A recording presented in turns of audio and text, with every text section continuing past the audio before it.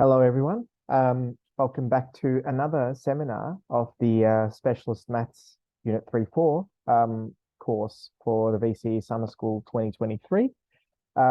This is the second of two seminars that I've put up for Specialist Maths this year. If you haven't already checked out the first seminar on differential equations, that's already up. I'd strongly encourage you to do so. But for those of you who are tuning in for the first time to these seminars, my name is Sai Pemaraju, and I am a tutor here at VCS 2023. And I'm tutoring predominantly maths and physics related subjects. Although I won't be on program this year, I'm solely responsible for delivering these online modules for you.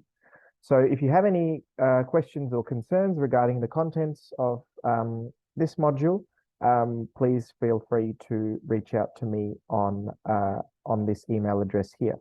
So that's spamoraju@student.unimelb.edu.au. So the first letter of my first name, my surname, @student.unimelb.edu.au. Right. Introductions aside, let's get straight into the content of today's seminar. So today's seminar is focused entirely on dynamics. So it's a very physics-oriented topic. So for those of you who may not be who may not have taken physics in the past, please don't stress. I will try and give you a surface level knowledge of what's required for the content that follows in this seminar. So, and for those of you who have done physics, you'd be welcome. You're welcome to skip the first part of it, the first part of the seminar, and skip straight to the questions and the more advanced topics here. But I'd strongly encourage most of you to sit through the entirety of the seminar, just so that you know how each of the terms are defined. Okay. So the agenda for today is, firstly, I will introduce I'll provide an introduction to dynamics, and that predominantly is focused on introducing new terms. So new bits of language which we'll need to use to describe how bodies move with respect to time, or how forces act, or how masses move in response to forces, etc., etc. Speaking of force, that'll be our second key area of focus for this seminar. We'll then move on to look at what are called Newton's laws of motion, which deal with the motion of bodies that are relatively slow in the sense that they're not as fast as the speed of light. And the last two topics, number 4 and 5, namely the resolution of forces in inclined planes and connected bodies, are just applications of Newton's laws of motion to real-world problems, real-world up to excluding certain types of forces, which we'll see in the coming sections.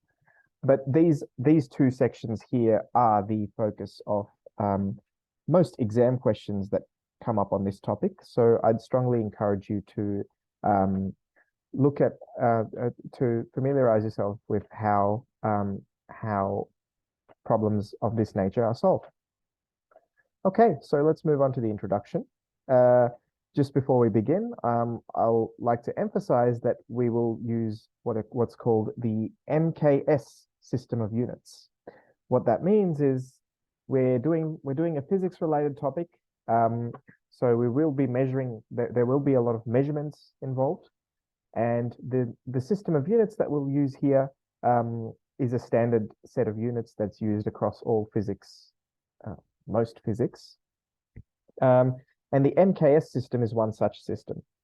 The MKS system is one where lengths are all measured in meters. So I'll travel a distance of X meters, I'll travel a distance of Y meters, so on and so forth.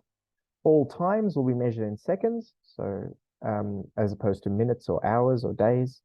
And masses will be measured in kilograms rather than grams. So kilograms. Those of you who are doing chemistry, please note that we are using kilograms here rather than grams. Don't hate me for this. Okay.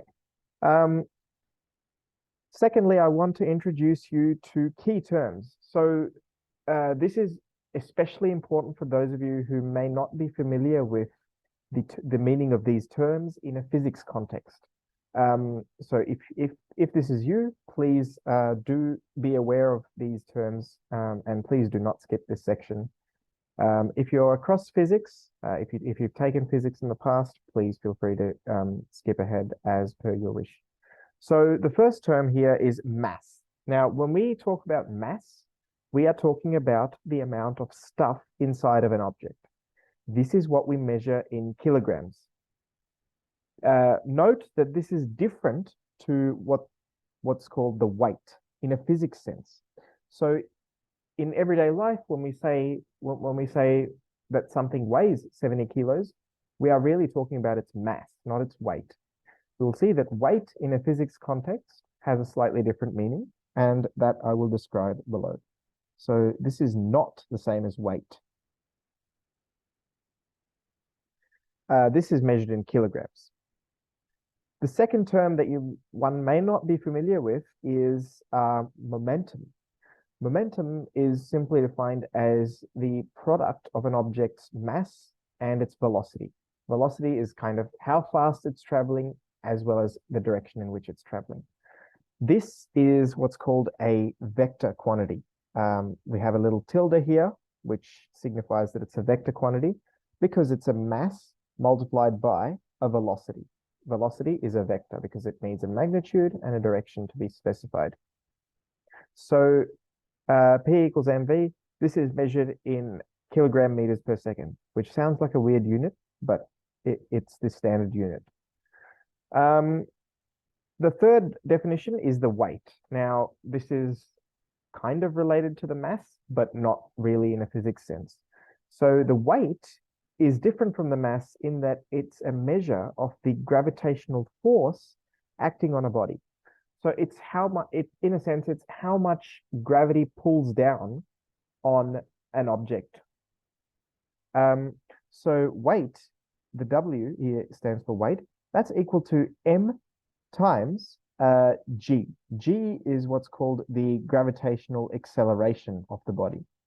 And this is precisely how much does the body pull on, how much does gravity pull on that body towards the surface of the planet, in our case Earth.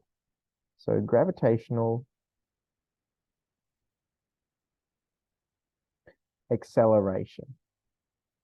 ACCN is acceleration. Okay, so those are the three key terms that we really need to have an understanding of before we progress any further.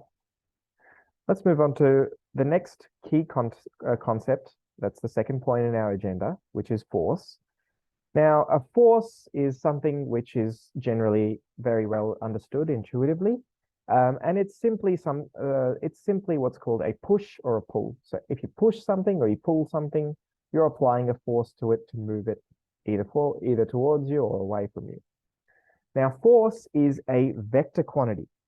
If you remember back to vectors, if you've looked at them already, vectors require a magnitude.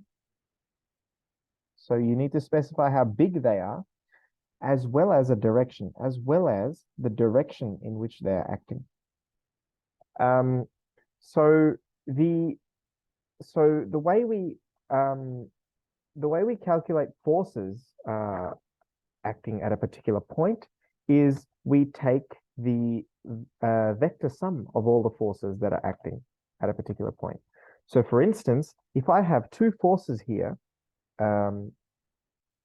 this is my F1, force 1, and I have another force acting over here like this.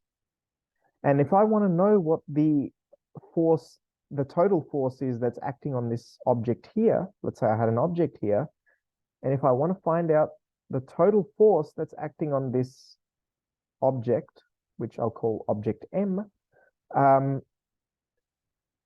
this is given by the vector sum. So F1 and this line here is F2. These are just labels, they're vector quantities. I've indicated that with an arrow here. So if I have two forces acting on this body of mass M, which look like this, which are acting in this direction, the sum of those two forces is the vector sum of the two forces that are involved. So the resultant force is what this is called. I'll call it FR because that's resultant force, and that's equal to F1 plus F2. Note that we are adding them as vectors. This is why I drew this diagram. We don't just simply take the magnitude of them. We have to account for the direction as well. So that's why I've drawn out this diagram. So that's how we deal with forces. So that's how we add forces and in general other vector quantities. This may be familiar from the time you may have done vector addition, and it's a very important skill to have. Okay, so now we know how to put forces together, which is adding them together as vectors. Now let's look at the kind of the opposite process of this, which is going to be more important in this context of dynamics. So let's have, so this is what's called resolving a force into its components. For this, let's consider a relatively simple analogy. Let's consider a toy cart, say, and you have let's say you, the listener, the viewer, are pulling at this cart like this. It's a toy cart, nothing's drawn to scale. Okay, so this is a toy cart, and you, the listener, are pulling at it using this string. And in doing so, you are exerting, so there is some sort of tension force within the string because you're pulling at it, and the force and the rope is, and the string is tight, which means that there is a force acting along it, which I'll call Ft. T stands for tension. Now, what I'll also add is that the force that you're applying is at an angle theta. So if you pull the string, that car is going to go straight ahead, which means the tension force is at an angle theta to the line that the car is moving in, that the toy cart is moving in. So this is the angle theta. So if you think about it, this is what we can construct a force triangle. We've got Ft. Let me just change the color of that to make sure that it doesn't confuse you. There you go. So we only have,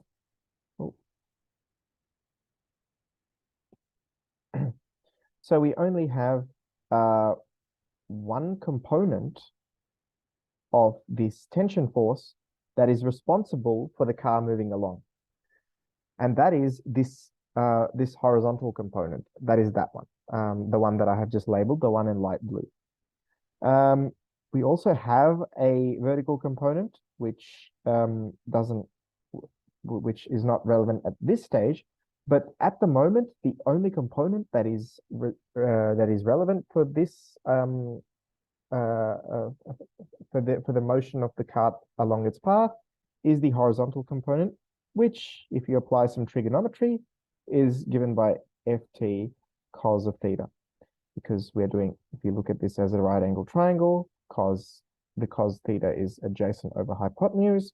So we've got that this side of the triangle, the light blue side, is given by Ft cos theta. Cool. So that here we've just split up Ft into its two components. One is the light blue component, which is Ft cos theta, and the other one is the red component, which is Ft sine theta. Okay, so the cos theta component is responsible for moving the car along. The sine theta is just an additional force that's contributing to the total force. My apologies. Okay, so now that we know how to add and split up forces, let's move on to the most crucial application of these forces, and that is what's called, those are what are called Newton's laws of motion.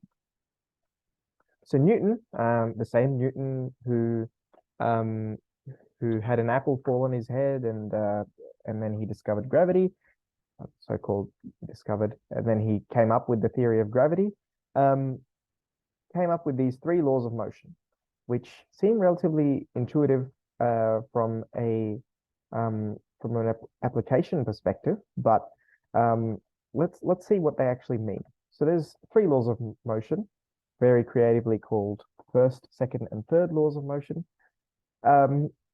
Let's look at examples of the first law, for instance. The first law says that a particle remains stationary or in a uniform straight line motion, or in a straight line with constant velocity, unless acted on by some external force, or if the resultant force is zero. This is also what's called the law of inertia.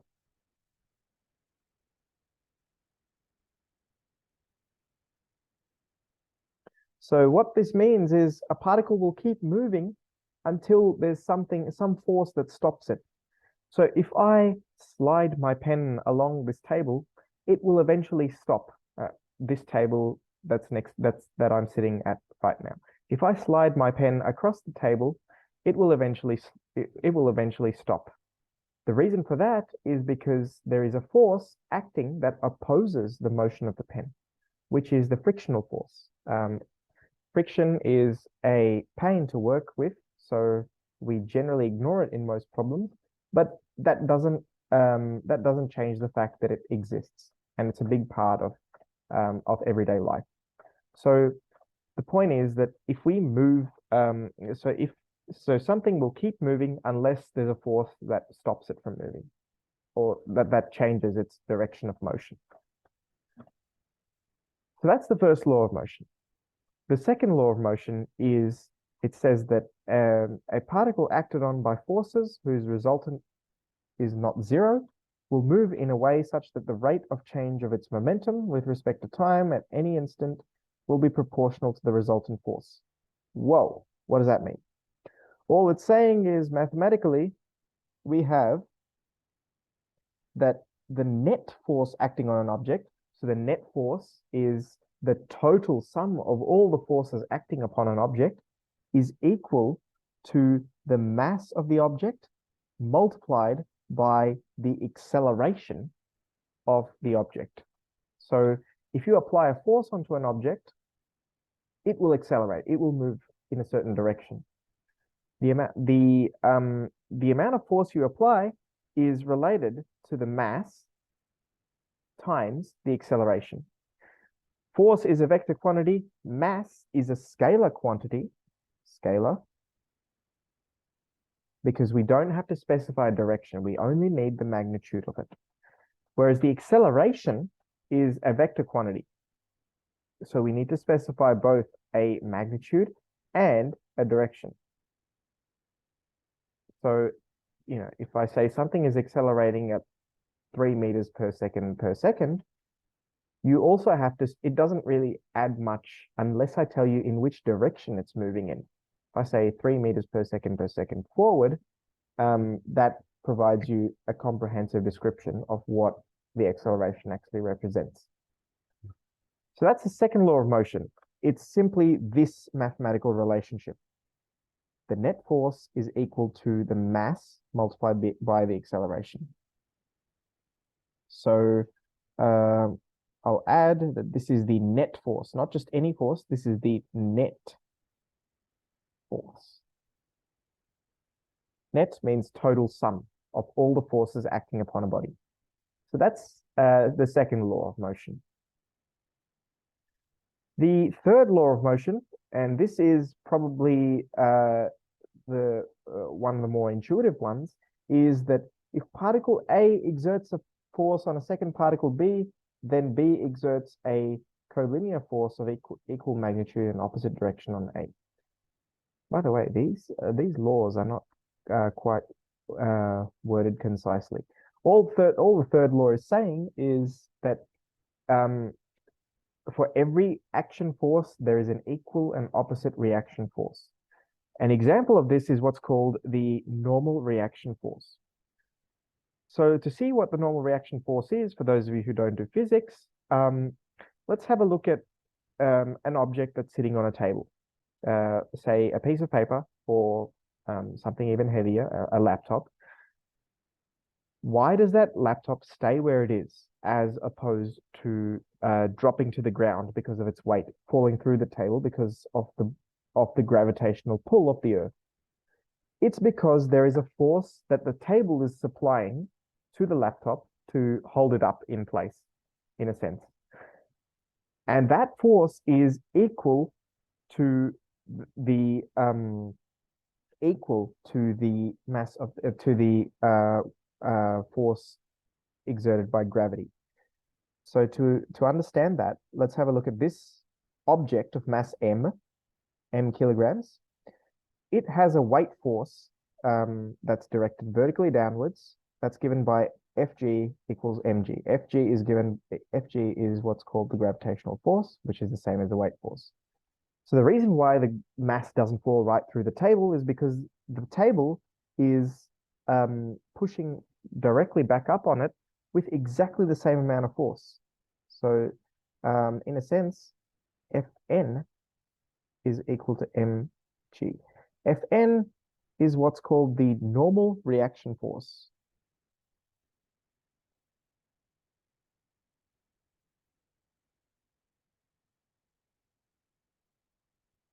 Normal reaction force. So this is what keeps objects from falling through the table or from being out of balance vertically. So the forces vertically are balanced, hence why the mass stays where it is. It doesn't fall through the table.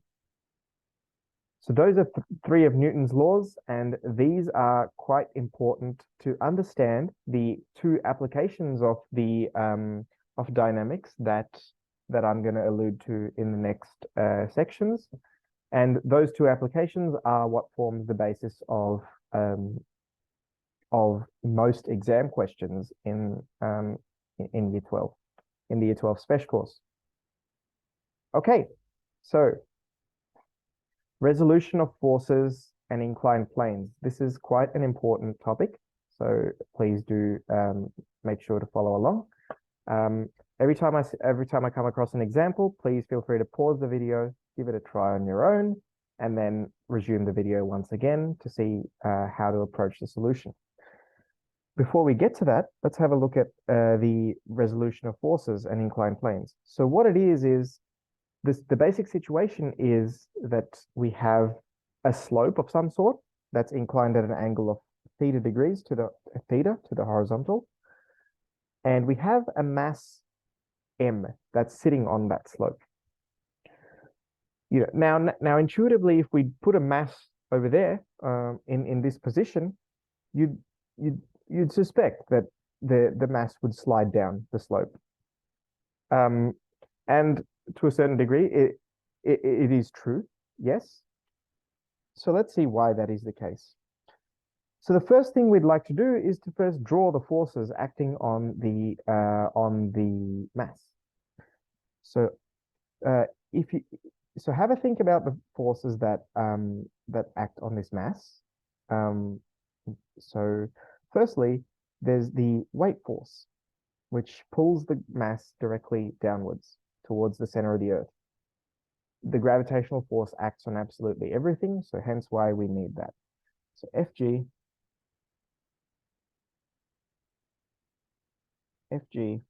equals mg,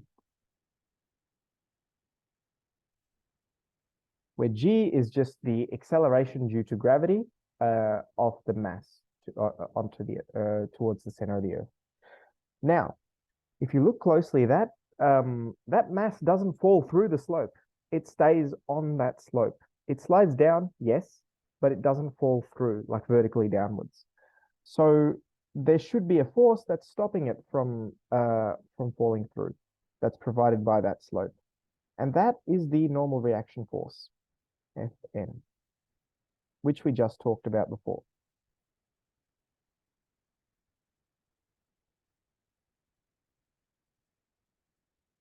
Now, here is where things get quite interesting. Because of that, where does that normal force actually come from? What is its value? How do we work that out?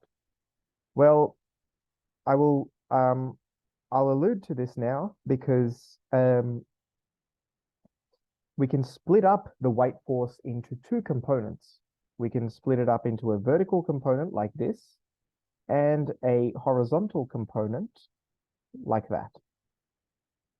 So there's two, so the weight force we've split up into two components, much like we saw earlier. And so that's what's going on there. So one of those components is equal to the normal reaction force, which prevents it from falling through the slope. So Fn, so this has the same magnitude. This blue line has the same magnitude as Fn. And another thing to note is that this angle here is equal to theta as well. If you really want, you can check that using your properties of using trig properties, but take my word for it is my advice. Theta is this green angle here. So using some trig, we have a right angle triangle here. We by definition, if we split up into two components, one component is parallel and the other one is perpendicular to the resultant force. So that being said, we have two components. We have mg sine theta,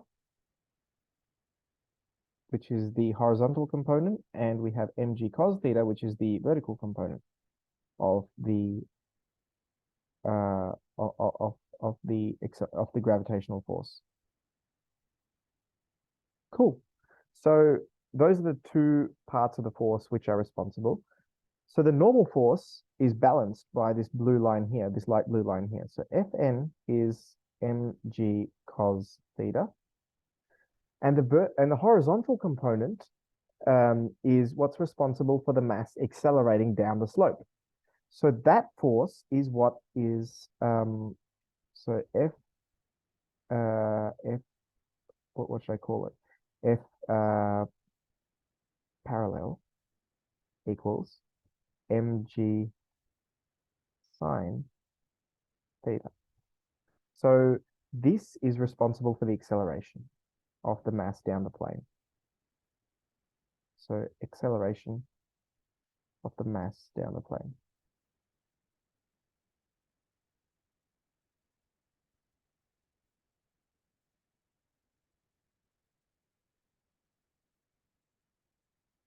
Acceleration of the mass down the plane.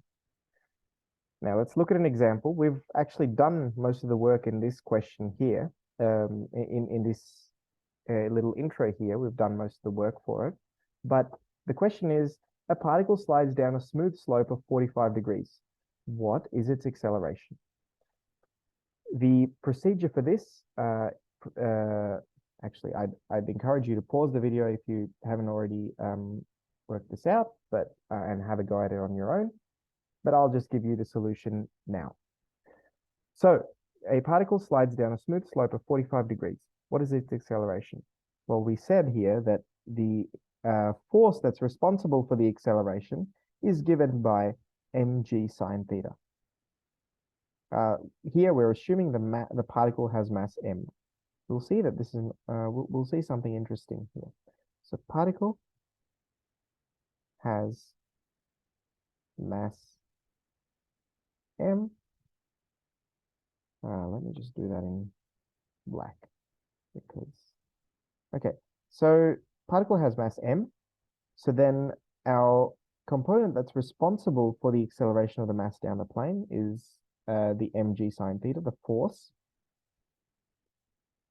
equals F parallel from the diagram, and that's equal to mg sine theta. Now, what did we say earlier? We said by Newton's second law of motion, the net force acting on a body, which is responsible for its acceleration, is equal to the mass times its acceleration. So F parallel is equal to mg sine theta. That's the only component of the force that's contributing to the acceleration. So that's the only force we'll consider. So in that sense, we have F parallel equals ma. But F is equal to mg sine theta, which means that we have mg sine theta equals ma, and hence A is equal to g sine theta.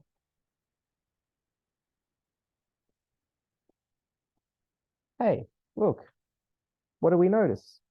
We notice that the acceleration is independent of the mass, which means no matter how heavy I make my mass, no matter how big my mass is, it's going to accelerate at the same rate. It's going to have the same acceleration down the slope as long as this angle here is the same, this theta. So as long as my angle is 45 degrees, any mass that I put down that slope will accelerate at the same rate. Cool. So that is the resolution of forces on an inclined planes. I've neglected friction quite a lot, but frictional forces will act in the opposite direction here, like this. You will need to do some vector addition. You will need to do some addition of forces, but that's just an application of vectors, which must be familiar to you before commencing this module. Okay. The last thing I want to go through today is connected bodies. This is another very common application of the problems of VCAR exam questions. Common example of VCAR questions that come up. Okay, so for this example, I will consider a pulley with a light inextensible string over it. I've just considered one type of system here, which is the pulley, but there's a whole bunch of other ones. The general idea remains the same. The idea is we set up equations of motion for each mass and solve them simultaneously. So we have a pulley, which is light and it has an inextensible string. So, and we have two masses attached to them. I'll call them M1 and M2. We will draw the forces acting on each of those masses. So the first force is the weight force that's acting on mass 1, which is directed downwards. And we also have the tension force, which is in the string. Now that tension force remains the same throughout that string. So we've got T is the same in both cases here. For M2, we have something similar. We have the second weight force is equal to M2 times the gravitational acceleration. Here we're assuming that M2 is M1. M2 is greater than M1. So M2 is heavier. So if you just started that system from rest and you let it go, which direction would you expect the system to move in? It would be this one, right? It would be moving in the direction of mass 2. So it'd be going, M2 would be going further down and M1 would be going up. So the idea is we want to set up equations of motion for each mass and solve these simultaneously. So we'll consider each mass separately, and then we will try and figure out the quantities that are necessary. So I will go through part A of this VCAR question here to see how this is done. But part B follows, part B is relatively straightforward to figure out once you have the answer to part A. Okay, so we have two particles of mass 1 kg and 3 kg connected by a light inextensible string passing over a smooth pulley. The tension in the string is T1 newtons. So here we have a similar situation.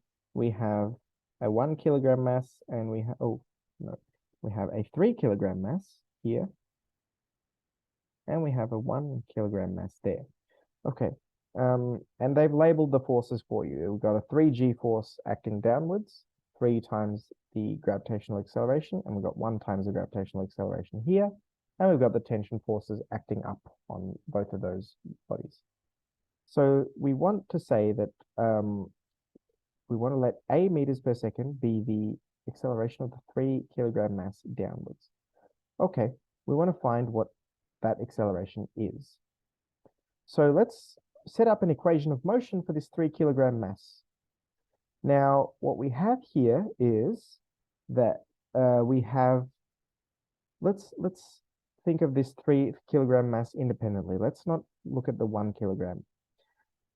We will now set up an equation of motion, which is to say that the net force, we'll use Newton's second law on this one.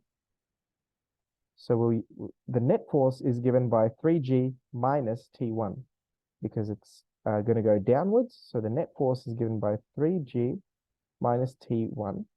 And we know that that is equal to 3a because m is equal to 3 and a is unknown. Now let's do the same thing here. Let's do the same thing for the second mass as well. So let's do the same thing again. Now, in this case, the T1 is going to be, so the system is going to go upwards from the perspective of the 1 kilogram mass. So the 1 kilogram mass is going to go up. In other words, T1 would be far greater than the gravitational force pulling down. So hence, we can set up an equation of motion here. T1 minus g equals a. So now we have two simultaneous equations. I'm assuming we are familiar with how to solve simultaneous equations.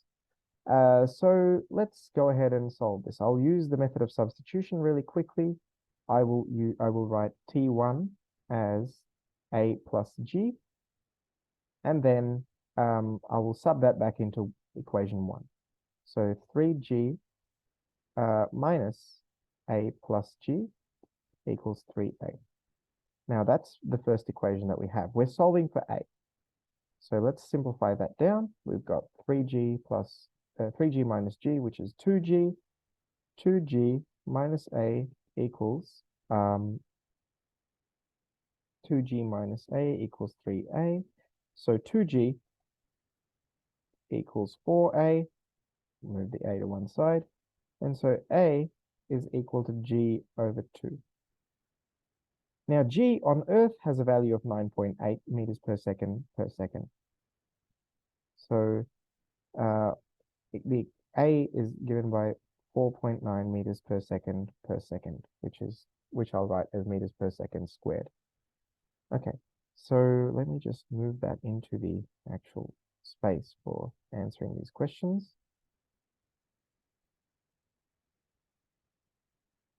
There we go.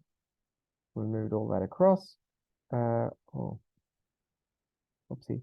Let me just move this. There you go. So that's the 2 marker. And now you can figure out the value of T1 just by plugging this value of A back into one of those equations and solving for T1. I will leave that to those who are interested in doing this.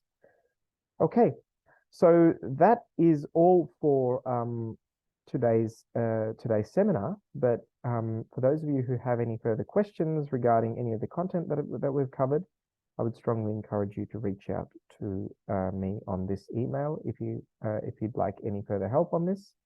But to summarize, we've covered an introduction and key terms for those who are unfamiliar with physics.